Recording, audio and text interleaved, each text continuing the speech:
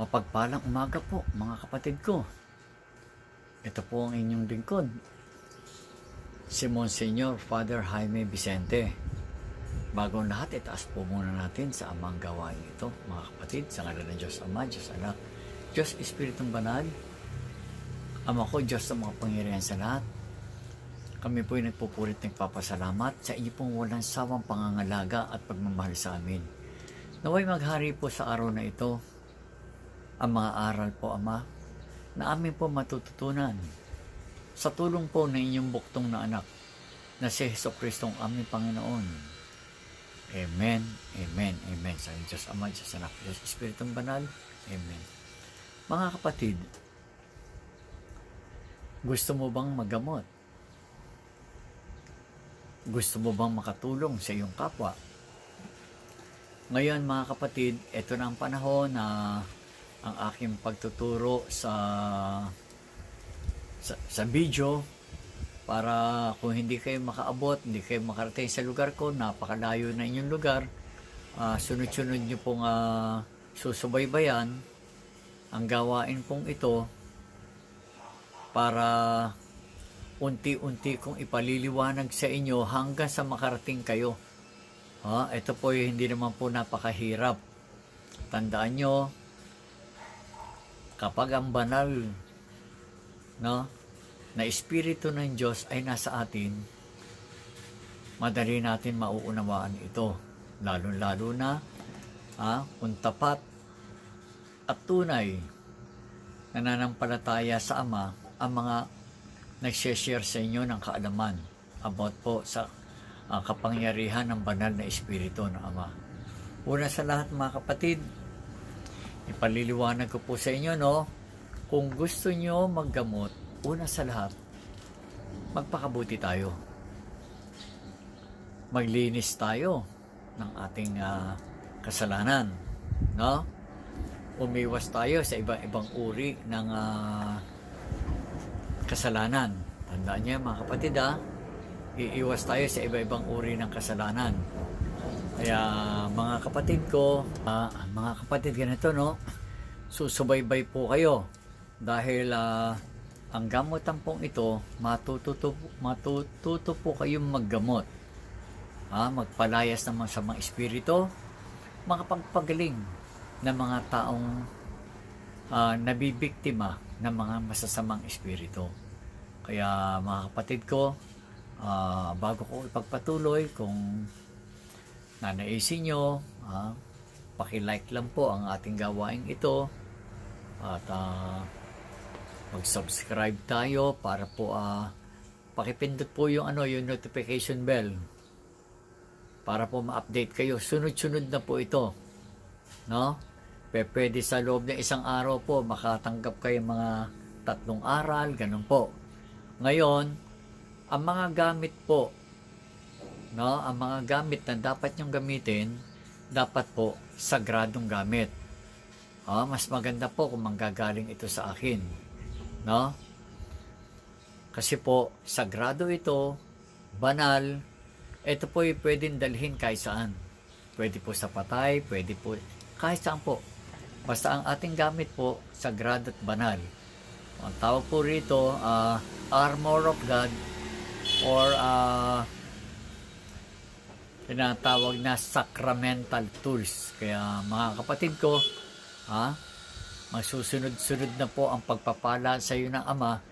Pag marunong na kayo, basta po lagi tayong sumunod sa Ama, lagi tayong manalangin.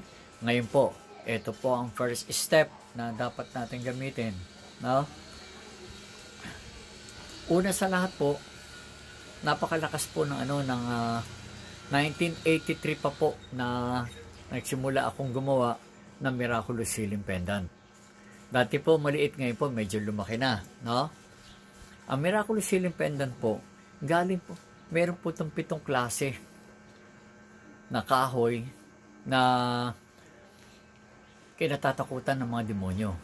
Ano po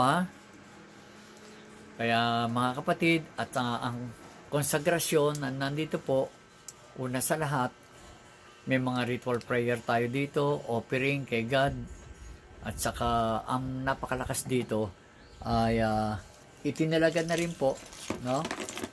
Una sa lahat, ang kapangyarihan ng Ama, ang kanyang authority na naghari po. At pangalawa po, lahat po ng kaalaman sa mga medalyong ito na ikarga na po dito sa Miraculous Healing Pendant. No? Ang Miraculous Healing Pendant ay napakabisang gamit na pananggalang. Ito po, kung tawagin po sa kasangkapan na isang mandirigma sa spiritual, shield po ito, panangga, shield. Ito po. Kung sakali pong kukulamin kayo, hindi po kayo basta-basta masakop ng mga kulam, gayuma, wala po, hindi kayo kaya sakupin. Sa tulong po ng pendant na ito, ng Miraculous Healing Pendant. Pwede po itong isuot, pwede ikwintas, pwede ibulsa, basta po dala-dala nyo. Wala po itong bawal, mga kapatid. Wala po itong bawal. Sige. Pangalawa, meron po tayong tinatawag na dignum, no? Na 7 virtudes. Ito po. Marami pong klaseng dignum na 7 virtudes, no? Meron pang pure black at meron naman po na may tiger, meron po na may mix. Kasi po, ang puno po niyan, iba-iba po. Meron mga solid, pero sa totoo lang po, iisa lang ang kalakasan.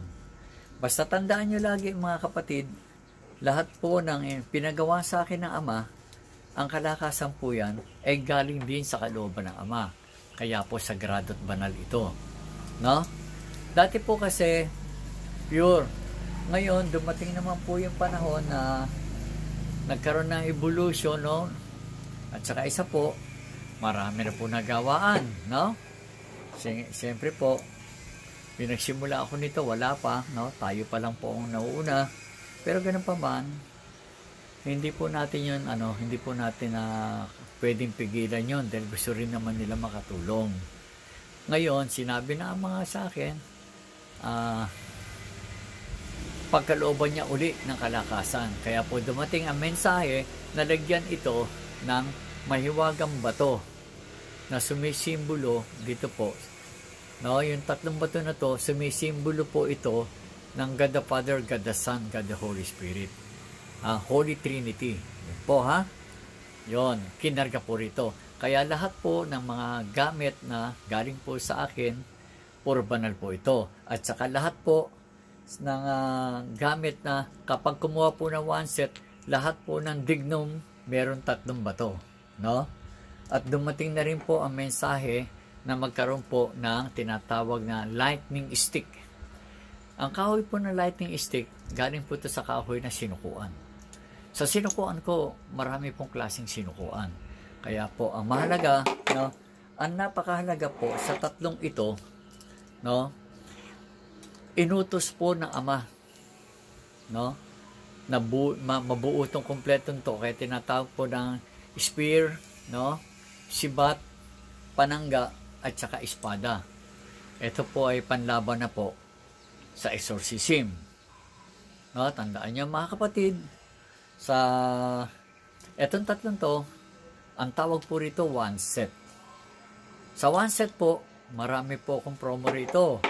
Magkakaroon kayo ng libre na 3 klase. Yung maliit nito, tsaka libre po ito, no, na kahoy na sinukuan. Kung mga tao po may masasamang intention sa inyo, hindi po nila matutuloy yun.